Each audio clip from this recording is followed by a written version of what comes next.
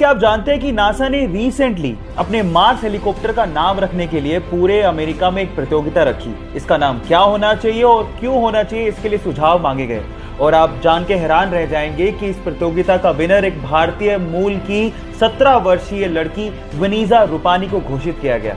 उसने इसका नाम दिया इंजेन्युइटी, जिसका मतलब होता है एक ऐसी स्किल जिससे आप प्रॉब्लम्स को सोल्व कर सकते हैं और नई चीजें इन्वेंट कर सकते हैं। So proud to be an Indian guys. आपको क्या ये खबर पहले से पता थी और नहीं पता थी तो चैट सेक्शन में लिखना मत भूलिएगा।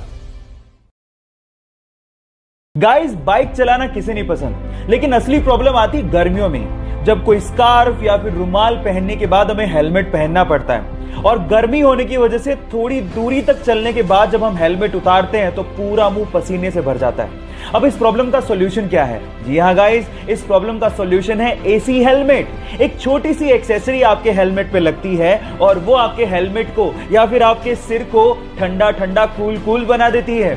और गाइस, इसका इन्वेंशन कहीं बाहर नहीं, हमारे इंडिया के बेंगलोर के आईआईटीएन पीके सुंदर राजन ने किया है। सो गाइस, हमारे हेलमेट को ठंडा ठंडा कूल कूल बनाने वाले इस सुंदर राजन के लिए एक लाइक तो बनता है।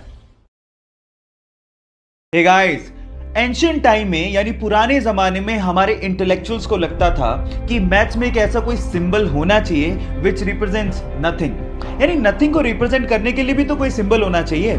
सो इसी को ध्यान में रखते हुए 5th सेंचुरी में एक इंडियन मैथमेटिशियन आर्यभट्ट ने जीरो को इन्वेंट किया। And let me tell you guys, zero का जो सिंबल दिया गया था वो हमारे पुराने मंदिरों, स्पेशली ग्वालियर के मंदिरों के दीवारों पे खुदा हुआ आप लोगों को दिख सकता है। सो गाइस, अगर आप ये सोचते हैं कि जीरो की इन्वेंशन कोई बड़ी इन्वेंशन नहीं है, तो मैं आपको आपकी जानकारी के लिए बता देता हूं, अगर जीरो इन्वेंट नहीं हुआ होता ना तो बाइनरी लैंग्वेज नहीं आती, और बाइनरी लैंग्वेज नहीं आती तो एक कंप्यूटर लैपटॉप कुछ नहीं होते। जब शून्य ना देता भारत तो चांद पे जाना भी मुश्किल था। क्या आपको पहले से बात पता थी? और नहीं पता थी तो चैट सेक्शन में लिखना मत भूलिएगा। वो बचपन से एक फेमस कार रेसर बनना चाहता था, लेकिन एक दिन आज से ठीक 10 साल पहले उसका एक रोड एक्सीडेंट हो गया। उसकी जान तो बच गई, लेकिन उसने उस एक्सीडेंट में अपने दोनों हाथ खो दिए।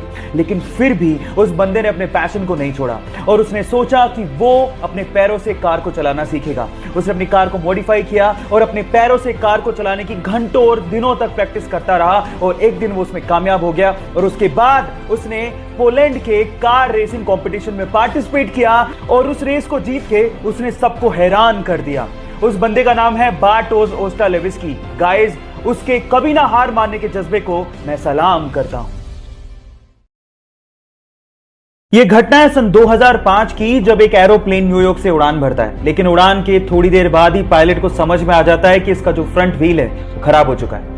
अब पायलट प्लेन को लैंड कराने का फैसला करता है, लेकिन लैंड करवाने से पहले वो प्लेन को लगातार 2 घंटे तक आसमान में ही चक्कर कटवाता है ताकि फ्यूल खत्म हो जाए और लैंडिंग के वक्त उसमें आग ना लगे। और उसके बाद अपनी सूझबूझ का परिचय देते हुए वो ये कोशिश करता है कि आगे का व्हील जमीन को ना छुए, जिससे आग लगने की संभावना कम से कम हो। और ऐसा करते हुए वो 140 यात्रियों की जान बचाते हुए प्लेन को लैंड करवा देता है। तो पायलट की सूझबूझ के लिए और 140 यात्रियों की जान बचाने के लिए एक लाइक तो बनता है। एक बार गुरु नानक देव जी अपने शिष्यों के साथ एक गांव गए। गांव वालों ने गुरु नानक देव जी और उनके शिष्यों की बहुत ज्यादा सेवा की, लेकिन जाते जाते गुरु नानक देव जी ने उन गांव वालों को आशीर्वाद दिया, उजड़ जाओ। उसके बाद गुरु नानक देव जी अपने शिष्यों के साथ दूसरे गांव गए, लेकिन उन गांव वालों ने गुरु नानक देव जी और उनके शिष्यों के साथ बहुत बुरा बर्ताव किया, लेकिन फिर भी गुरु नानक देव जी ने उन्हें आशीर्वाद दिया, बसे रहो। ये देख के एक शिष्य से रहा नहीं गया। उसने गुरु नानक देव जी से कहा कि ये कैसे आशीर्वाद दिया आपने?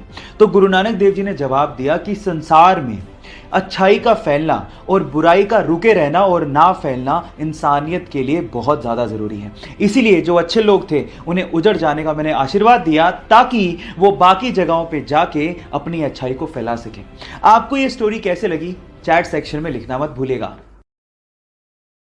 गाइस, एक मजेदार सा किस्सा सुनाता हूं। ये बात है सन 1909 की, जब कनाडा ने पहली बार अपने एक शहर में एम्बुलेंस को लॉन्च किया ताकि लोगों की जान को बचाया जा सके। लेकिन हुआ उसका कुछ उल्टा ही।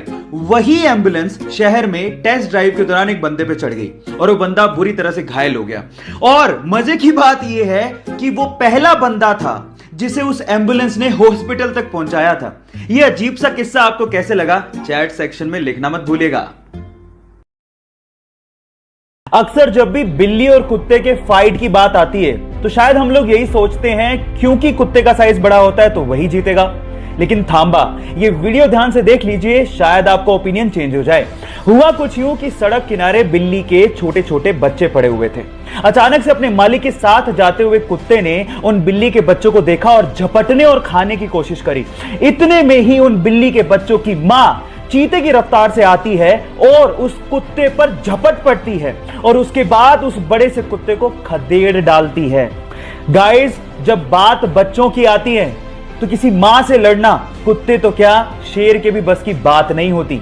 आप लोग क्या कहते हो, चैट सेक्शन में लिखना मत भूलिएगा।